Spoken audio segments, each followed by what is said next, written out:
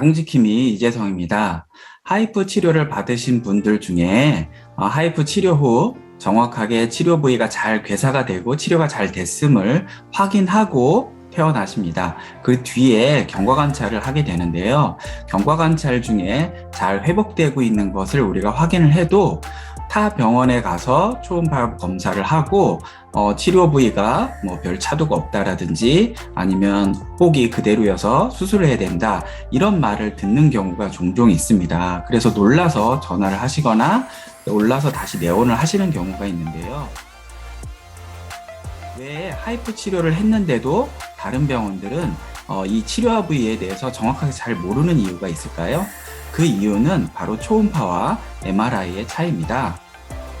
초음파 검사를 통해서는 저희들이 혹의 크기라든지 형태라든지 위치라든지 이런 것 등을 확인할 수는 있습니다. 하지만 이 혹이 완전히 괴사가 되어 있는지 아니면 살아있는 혹인지 치료한 혹인지 아니면 새로 생겨난 혹인지 구분할 수가 없습니다. 그래서 치료 후에 MRI, 특히 조영제를 투여한 MRI 검사를 통해서 혹이 완전히 괴사가 되었다면 그 혹은 다시 자라나지는 않습니다. 그런데 이분이 다른 병원에 가서 초음파 검사를 하게 되면 그 완전히 괴사된 혹인지 아닌지 그 초음파 검사를 하시는 분들은 알 수가 없겠죠. 이 혹에 대해서 수술을 해야 된다라고 얘기를 하는 경우가 있습니다. 최근에서는 잘 괴사된 MRI까지를 잘 확인했는데 종합병원에 갔더니 혹이 그대로 있고 크기가 안 줄었다라고 내원하시는 분들도 있었습니다. 그럴 경우에 우리가 처음 치료한 MRI를 확인해 보면은 분명히 나중에 괴사되어 있던 혹을 초음파 검사상 그 혹이다라고 이야기하고 이 혹을 수술해야 된다라고 얘기를 하는 것입니다. MRI 검사도 조영제를 투여하지만 우리가 이 혹이 죽어 있다는 걸 알기 때문입니다. 또 하나는 혹이 줄었다 안 줄었다를 얘기하시는 것은 혹의 부피를 측정을 해야 됩니다. 혹이라는 것 자체는 완전히 공처럼 동그란 혹이 아니고 약간 타원형이 있기 때문에 큰 축도 있고 작은 축도 있습니다. 그래서 저희들이 혹을 측정을 할 때에는 가로, 세로, 높이 세 가지를 측정을 해서 그 혹의 부피를 측정을 하고 치료 후에 그 혹의 부피가 얼마만큼 감소되고 있는지를 알아야 됩니다.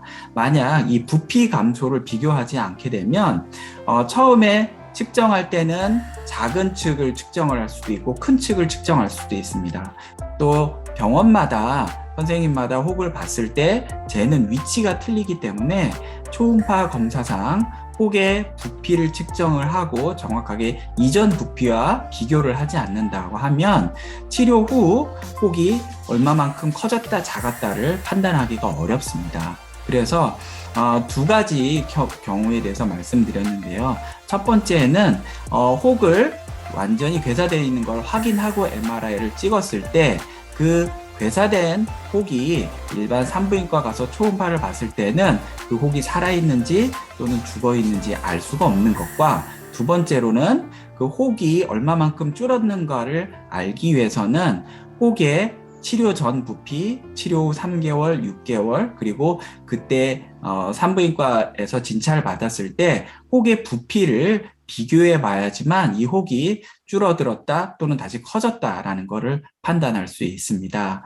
그래서 너무 그 치료를 잘 받으시고 나서 다른 산부인과 가서 검사를 했는데 혹이 커졌다 이렇게 놀라지 마시고요. MRI 검사를 통해서 이전 치료했던 혹이 괴사된 혹이 어느 정도까지 잘 줄었는지를 확인해 보시면 안심하시고 경과를 관찰하실 수 있을 거라고 생각합니다. 오늘 내용은 여기였고요.